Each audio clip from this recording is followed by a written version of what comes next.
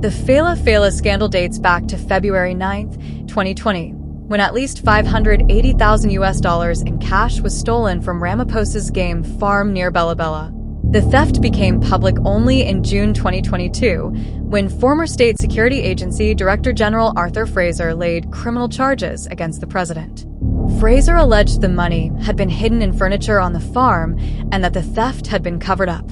Ramaphosa admitted the theft occurred, but denied any wrongdoing, saying the money came from the sale of buffaloes to Sudanese businessman Hazim Mustafa. The president reported the theft to General Wally Rood, head of his Presidential Protection Unit, rather than opening a case at a police station. He said he did not want to cause panic. The Onkobo panel found prima facie evidence that Ramaphosa may have committed a serious violation of the law and serious misconduct, including that he may have breached a legal duty to report the theft to the police.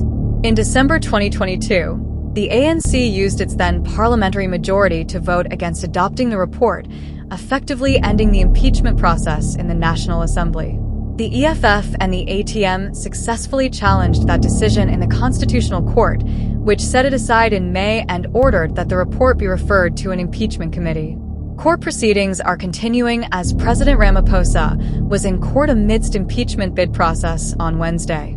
President Cyril Ramaphosa appears to believe his words should carry more weight than the evidence against him, a Western Cape High Court judge said on Wednesday. Judge Andre Lagrange made the remark while questioning the president's advocate in Ramaphosa's urgent bid to stop Parliament's impeachment committee from beginning its inquiry into the theft of US dollars from his Limpopo farm, Phala Phala, in 2020. The matter is before a full bench comprising Lagrange and judges Matthew Francis and Diane Davis.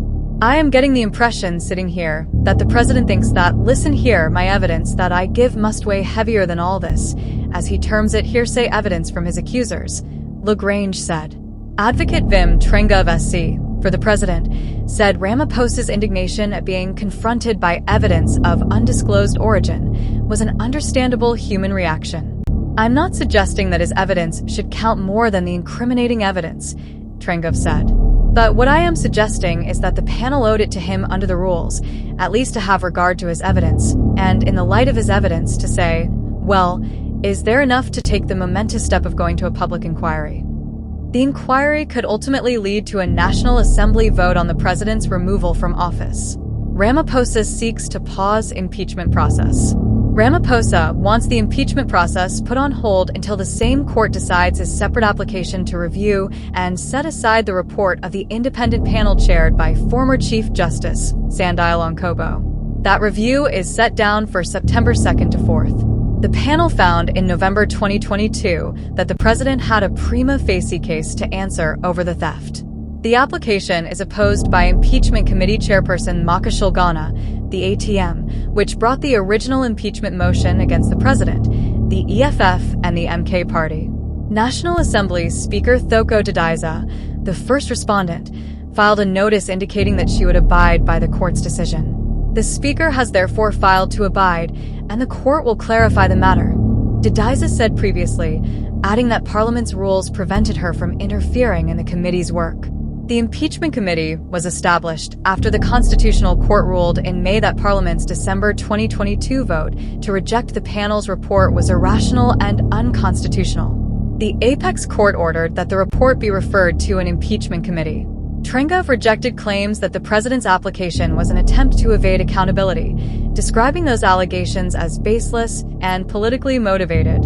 He argued that the president could not be blamed for delays in the matter. According to Trengov, the panel's report was delivered in November 2022, and the Constitutional Court dismissed direct access applications by both the president and the EFF in March 2023.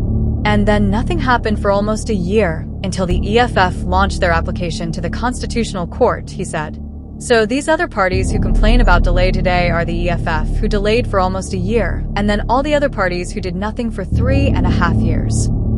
Trengov said the president was seeking only a limited postponement of the process. The scope of the interdict he seeks is limited to the commencement of the public hearings, he said.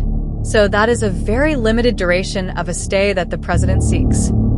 A judge pointed out that the delay could extend much longer if the president appealed an unfavorable review judgment.